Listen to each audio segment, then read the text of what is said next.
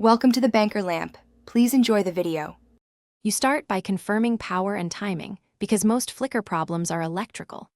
Check that the PoE injector or adapter supplies steady voltage. Unstable power often causes frame drops. Once done, inspect the lens, housing, and cable ends for corrosion or loose pins, since intermittent connections mimic flicker. While you look, note exactly when the flicker happens, constant, only at night, or during motion, because that pattern narrows troubleshooting choices fast. Next, you isolate signal and settings, since both change how sensors react. Swap in a known good CAT5E/CAT6 or coax cable to rule out damaged wiring. If flicker stops, replace the bad run.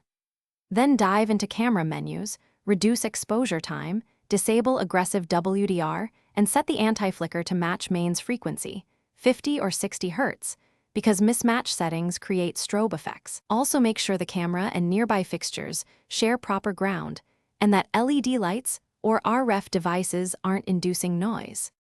To finish, target power quality and, if needed, replace hardware.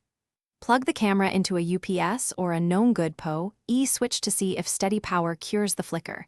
If it does, install a higher grade injector or inline regulator.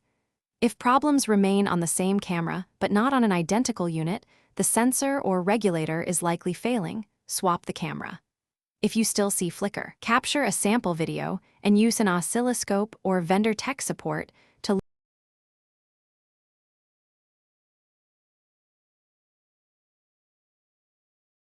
Thanks for watching. If this was helpful, leave a like and consider subscribing. See you next time.